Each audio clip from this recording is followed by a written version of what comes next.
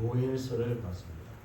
지난주 이제 호세아서를 보면 하나님이 구원자시다, 구원하시리다 하는 그런 이름을 가진 이제 선지자가 활동을 하면서 하나님의 구원이 어떻게 이루어지는가?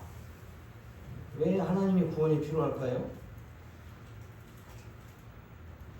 하나님의 구원이 필요한 이유가 뭡니까? 왜 하나님이 구원하셔야 돼요? 네? 왜 구원하셔야 돼? 구원하시는 이유가 뭐냔 말이에요. 네, 물론 이제 궁극적인 목적은 이제 하나님의 영광이겠죠. 그러나 하나님의 거룩한 백성들이, 하나님의 그 형상을 만들어진 백성들이 범죄함으로 인해서 사망 가운데 이르렀거든요.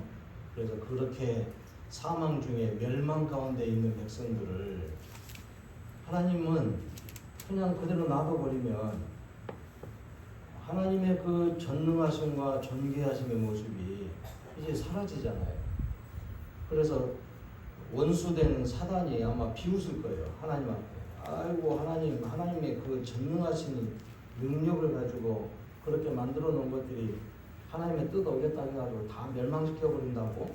뭐 하나님은 전능하신 분이 아니군요. 예, 근본적인 모습은 하나님의 영광이겠죠. 그래서 그 백성들을 다시 구원하시는 거예요. 가슴 아픈 일이죠. 하나님의 거룩한 백성들이, 그것도 하나님의 형상을 가지고 있는 존재가 하나님의 말씀을 어겨서 멸망 가운데 이르렀는데, 어떤 부모가 자녀들이 잘못된 모습을 기뻐하고 좋아할 분이 어디 있습니까? 가슴 아프고 슬픈 일이죠.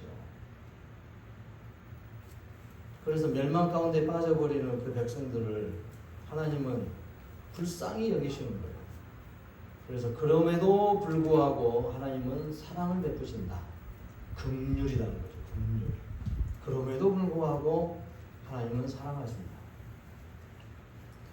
그런 모습이 이제 성경에서는 아담으로부터 시작돼가지고 꾸준히 나오는데, 더 크게 이제 확연히 볼 수 있는 것이 이제 민수기서에서 그걸 잘 볼 수 있죠.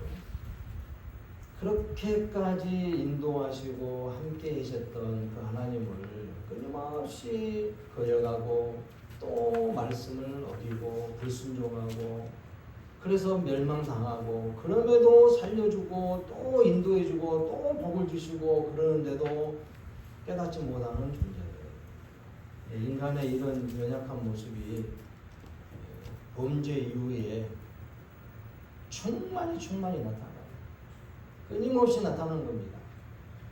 그래서 그 인간들 가운데에 하나님을 떠나보내고 결별되어진, 하나님과 영원한 결별 가운데 있던 이 사람들이 하나님의 영이 떠나니까 이 심성 안에, 범죄하고 타락한 심성 안에서 그 본성이 나타나는데, 악하고 추악하고 가증한 일들을 행하는 것을 그냥 쉽게 하는 거예요. 흔히들 말하는 게 밥 먹듯이 죄를 짓는다. 그러니까 최근의 모습도 보면은 우리나라에도 심지어 아주 유명한 깡패가 사람을 죄패고 도둑질하고 살인하는 일에 열심히 잘하는 사람이 예수를 만나가지고 변화되니까 순한 양같이 변화되는데, 성령이 떠나시니까 범죄한 인간들 안에 그래도 통치하고 있었던 그 하나님의 성령의 그 능력이 떠나니까 사람들이 얼마나 추악하고 악해졌는가를 보십시오. 뭐 고대 사회 때는 우리나라는 동방예의지국이라고 했잖아요. 그런데 우리나라에 지금 도덕과 예를 중시한다는 이런 삶의 방식들이 많이들 사라져가고 있습니다. 물론 서양의 문화가 들어와서 그랬네 어쨌네 여러 가지 핑계가 될 수 있겠죠. 그러나 우리는 믿음의 사람들의 영적인 눈을 봐야 돼요. 영의 눈을 뜨고 보니까 성령이 떠나셨다 이 말이에요. 그래서 성령이 떠나시는 사람들 그 시대에는 사람들의 그 추악한 모습이요 극도에 달합니다. 지금 오늘날이 그런다고 볼 수가 있어요. 그러니까 예수님이 오시기 직전에 계시록에서도 이제 대환란의 일들을 보여주잖아요. 물론 이게 이제 저는 무천년설을 이야기하면서 이게 이제 설입니다. 설. 천년왕국설이라는 게 그냥 하나의 이론이에요. 이론. 그러나 이제 성경에서 말하는 정말 대환란의 문제는 천년왕국이 여기서 왔냐? 언제 올 것이냐? 예수님이 그래서 재림을 왕국 전에 오냐? 왕국 후에 오냐? 뭐 이렇게 이야기합니다만 저는 천년왕국이 이미 이루어지고 있다고 봅니다. 소위 말하는 이제 무천년설이라는 거죠. 왜냐? 예수님이 이 땅에 초림하셨을 때가 바로 대환란의 시작이라는 거예요. 그리고 천년왕국의 시작이라고 보는 겁니다. 그렇든 어쨌든 간에 그 과정 속에서 하나님의 나라가 지금 곧 우리 가운데 온단 말이에요. 근데 주님이 오실 그때에 이미 하나님의 나라는 왔다 그랬잖아요. 이미 하나님의 나라가 왔다는 거예요. 이미 하나님 나라가 와서 그 나라의 왕 되신 예수님께서 이 세상을 통치하시고 계신다 이 말이에요. 그러면서 주님이 또 승천하에 올라가셔서 하나님 보좌 우편에 앉아 계시는 동안에 그의 보혜사이신 성령께서 오셔서 우리를 주관하고 계신다는 거예요. 마지막 때에 주님이 오시기 직전, 재림하시기 직전에 성령이 떠나신다는 모습이 있다는 겁니다. 그때가 이제 대환란이라는 거예요. 악한 영들이 사단의 그 쫄개들이 세상을 휘젓고 돌아다니는 거예요. 이제 그리고 성령의 통치하심의 그 일들이 떠나니까 악의 세력들, 그나마 사람의 이 악한 타락한 본성들이 막 들고 일어나는 거예요. 세상에는요, 지금도 이제 그런 모습을 볼 수 있잖아요. 부모가 자녀 죽이는 걸 그냥 밥 먹듯이 하잖아요. 뭐 죄책감도 별로 없어. 그리고 미성년자들을 밟아 벗겨가지고 사진 찍고 또 성행위를 하는 것을 찍어가지고 인터넷에다가 유포하고 그걸 가지고 협박해가지고 돈 갈취하고 이런 행위를 부끄럽지 않게 행하고 있어요. 이 시대가 이미 성령이 떠난 시대가 됐다 이 말이에요. 그러면 결국은 이 말씀 준비하면서도 보니까 계시록을 다시 살펴봤더니 두루마리의 인봉에 있던 인봉의 어떤 본인이 떼어질 때마다 이 세상의 자연계가 혼란에 빠지게 돼요. 그 모습이 이미 지금 이루어지고 있잖아요. 처체의 기근과 지진, 화산이 폭발하고 해일이 일어나고 사람들이 죽어가고 기상의 문제 때문에 자연계가 파괴되면서 수많은 사람들이 피해를 입고 죽어가는 모습들을 봤다는 거예요. 그런데 일곱 천사가 나와서 나팔을 불었더니 이것보다도 더 가중되는 거예요. 이제 자연계가요, 사람들의 식량 문제까지라도 힘들어지는 거예요. 물의 전반부에서 사람들이 마실 물도 이제는 줄어들고 어떤 물을 마셨더니 쓰다. 그러니까 이걸 보고 느낌이 이것이 또 일본 이미 저기 구소련에서 한번 그 원전이 파괴돼가지고 주변에 피폭되면서 엄청나게 많은 지역의 사람들이 피해를 입었잖아요. 일본 사람들은 이제 원자폭탄에 피해를 본 그런 나라이기 때문에 그 맛이 어떤 맛인지 잘 알잖아요.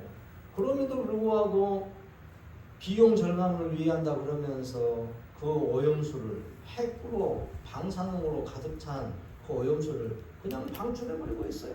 바다에다 막 버린다는 거예요. 우리나라만 반대하는 게 아니라 지금 일본 자국 내에서도 수많은 일본 국민들이 반대를 하고 있어요. 반대 시위를 하고 있어요. 그럼에도 불구하고 그냥 방출시키잖아요. 그렇게 되면은 이제 우리가 그 여파로 피해를 입는 일이 어떻게 나타날 것인가 예상을 하잖아요.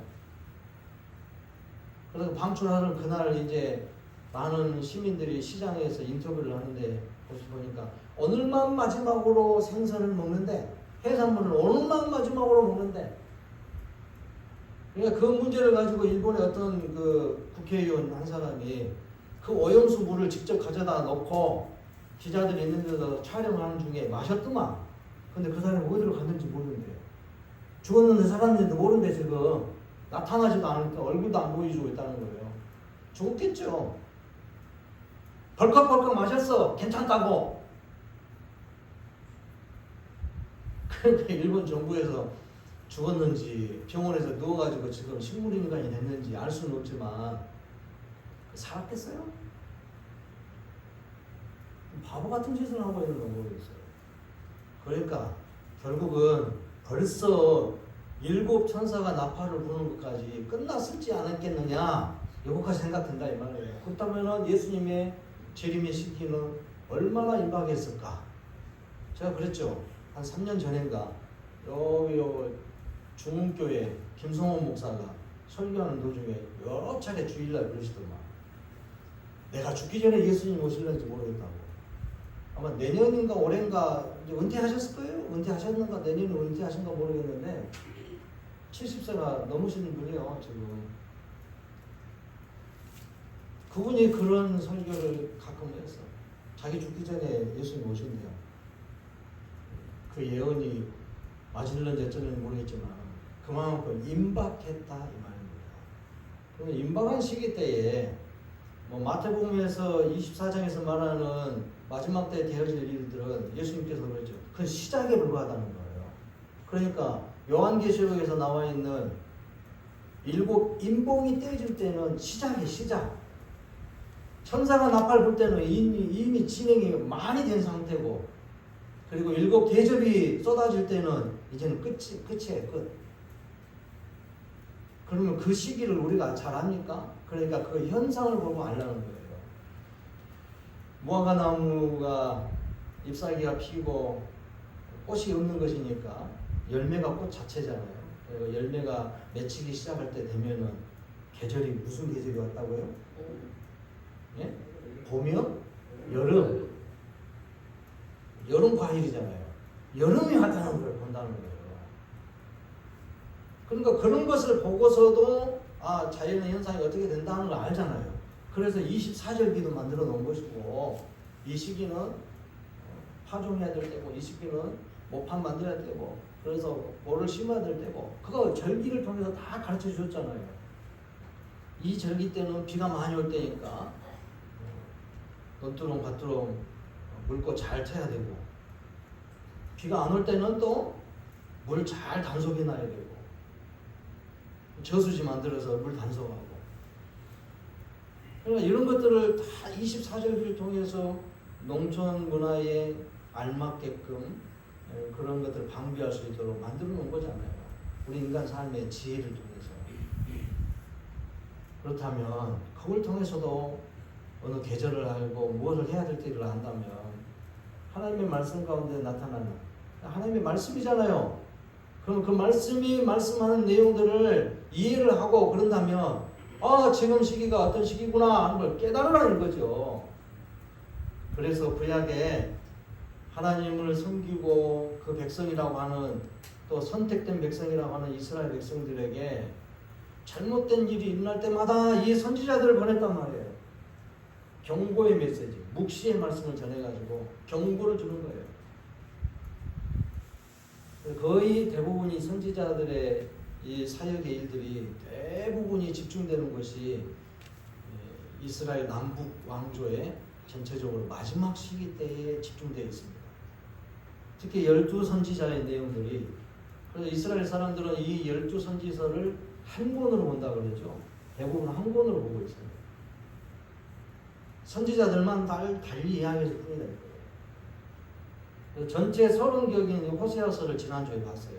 거기에 내용에서 뭐라 그러니까 여호와께 돌아오라. 이스라엘은 하나님의 이 정조를 가지고 있는 신부된 백성들인데, 이 신부된 백성들이 가증스러운 일을 행한다는 거예요. 자꾸 다른 남자 만나러 도망가. 그리고 내 아들인지 이 사생한지 알 수가 없어. 그런 자녀들을 낳았는데 이 자녀들도 전부 다 아주 그냥 가정한 자녀들을 낳은 거예요.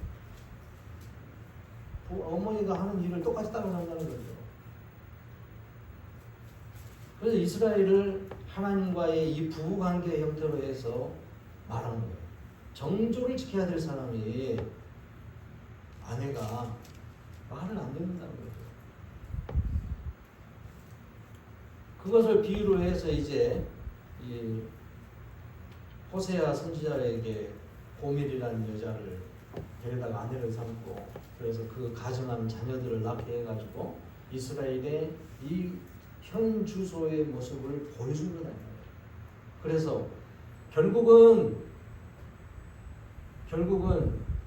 왕성하게 성장할 것 같지만은 그들의 패망의 모습이 그렇게 왕성하게 되리라. 이스라엘에 국률이 없을 것이다. 롤루아마.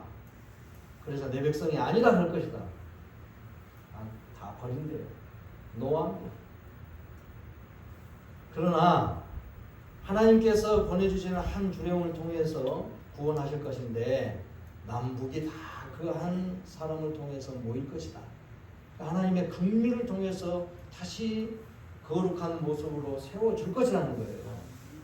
그거는 이스라엘의 어떤 노력으로 인해서 된 것이 절대 아니라는 걸 보여줍니다. 오로지 하나님이 긍휼히 여기셔서 그들 가운데서도 회개하고 돌아온 사람들, 그 사람들을 통해서 하나님께서 다시 모으겠다는 거예요. 그래 중요한 것은 뭐겠어요? 하나님의 심판이 얼마나 무서운가를 깨닫고 회개하고 돌아오는 것이죠. 오늘 이제는 요엘은 여호와는 하나님이다. 야훼 is God.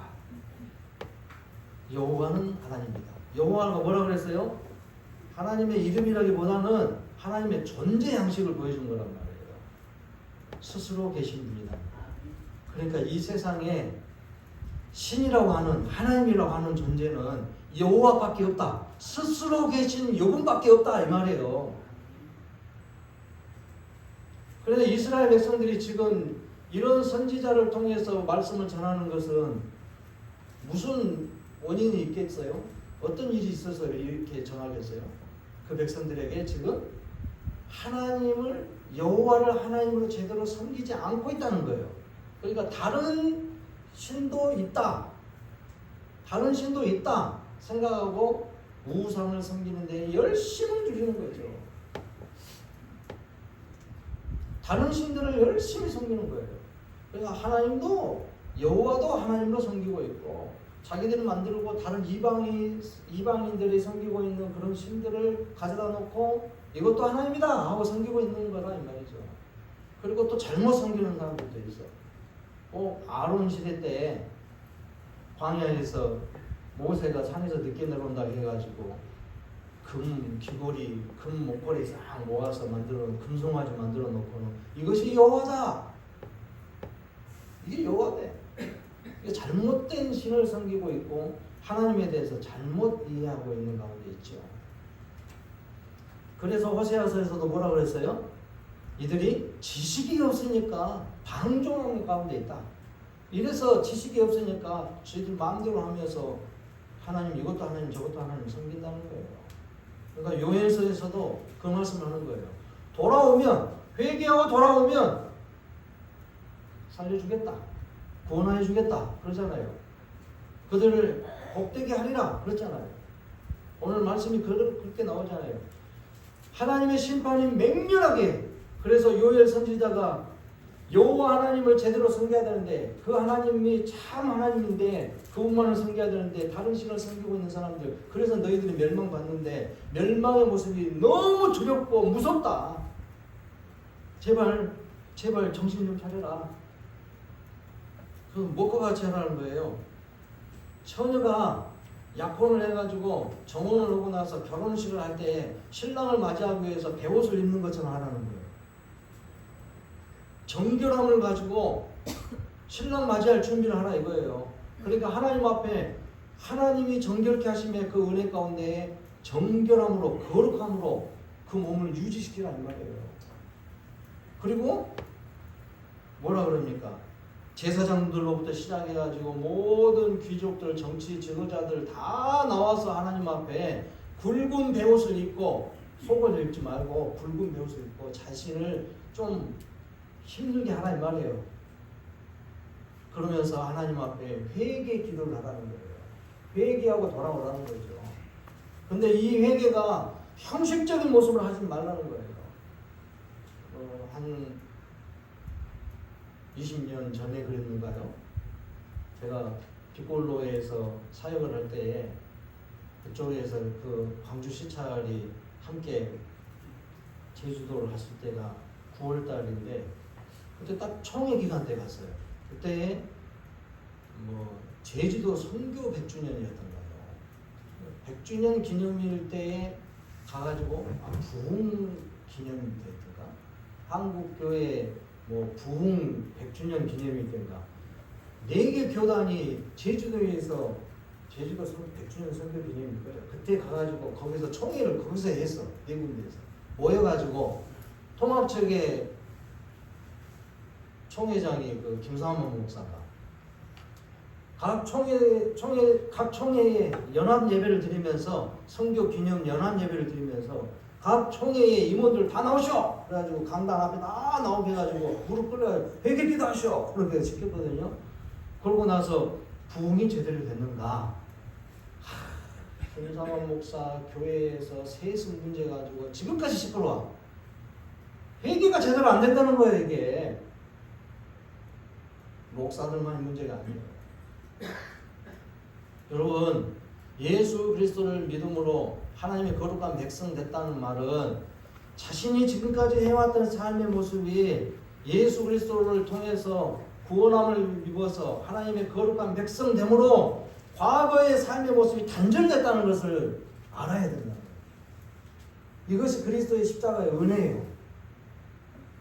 그 은혜를 누렸다고 한다면은, 감사한다고 하면, 아멘 한다고 하면, 하나님의 자녀 됐다고 믿는다면 자신의 삶이 변화가 일어나야 된다는 말이에요.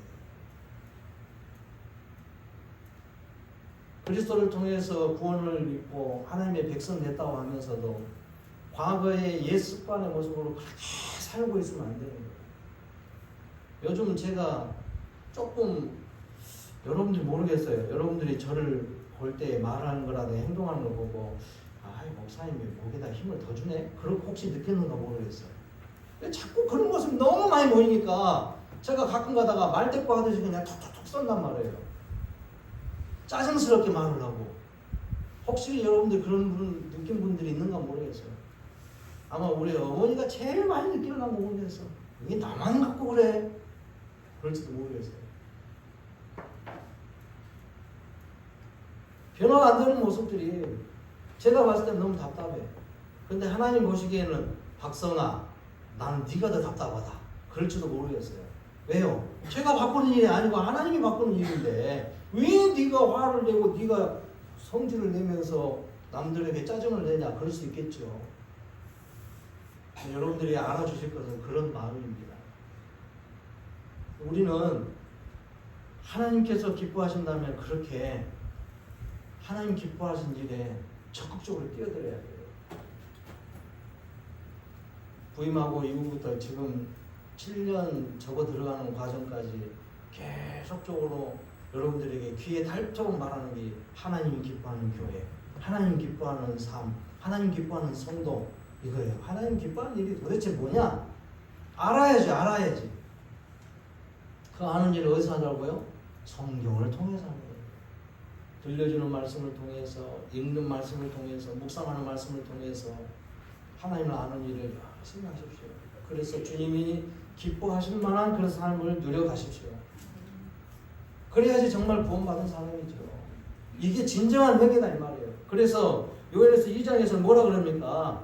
회개를 하되 회개를 옷만 찢는 일만 하지 마라. 머리에다가 흙 뿌리고 먼지 뿌리는 걸로만 끝내지 마라. 회개를 어떻게 하라고요? 마음을 찢으라. 마음을 찢어요. 마음을 찢는 게 뭡니까? 내가 전에 우리 교회 그 동명이인인데 김종원 집사라고 목대 음대 교수가 한번 와서 찬양대 찬송에 대해서 이렇게 가서 오후 예배 때 좀 이야기한 적이 있죠. 그분이 그래요.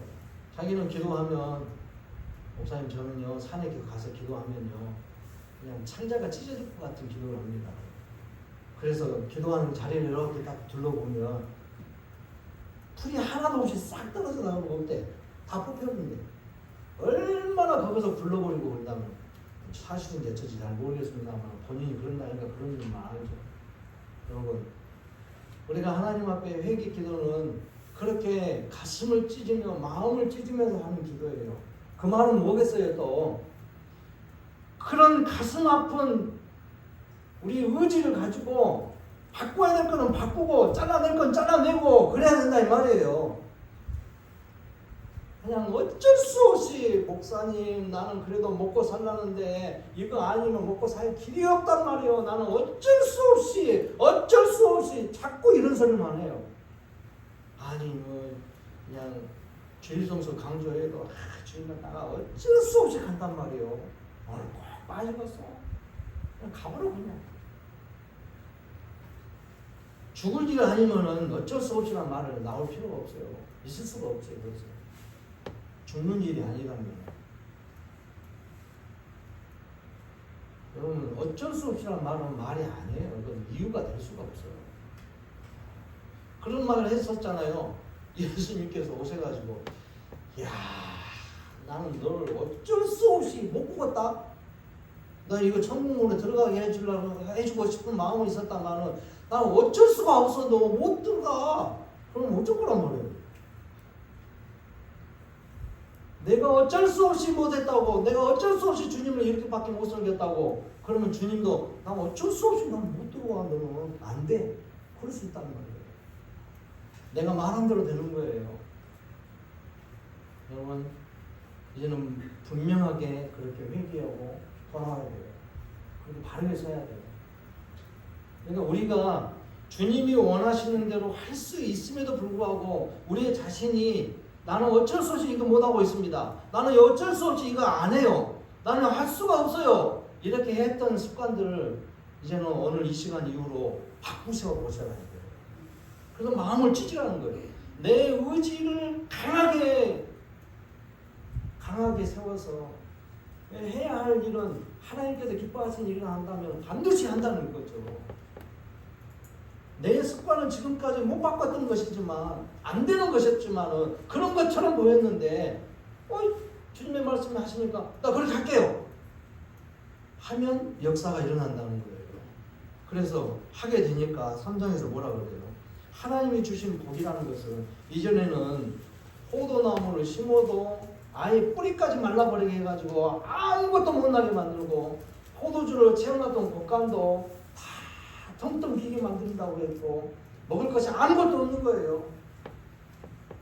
그렇게 만들어 패망의 모습을 보여준다고 했을 때에 그것도 두 번이나 큰 암사자같이 사자같이 찢어 뭉개는 그런 역사를 가지고 있는 큰 부대가 와가지고 큰 군대가 와서 아마도 이제 아수르와 바벨론을 이야기하는 거겠죠. 이들이 와서 북왕국과 남왕국을 완전히 초토화시켜버렸어요. 완전히 멸절이라는 말이 나올 정도로 그렇게 했다는 거예요. 다만 남왕국에는 다윗의 후손들을 향한 하나님의 약속이 있었기 때문에 그 약속을 꾸준히 지키면서 포로로 잡혀가는 이 역사 일까지 나오게 만들었죠. 이게 남은 자들이에요. 하나님은 오늘 우리에게 향하여서 그런 의지를 보이라 그럽니다.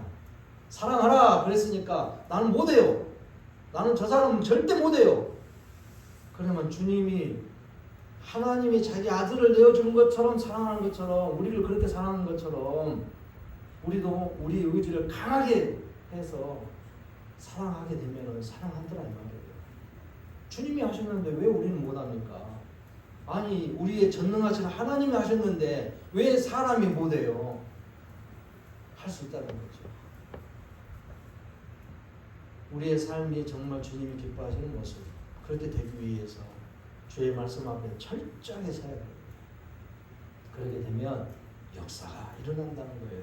그래서 그들에게 향하여서 돌아온 사람들에게 향하여서 어쩐다고요?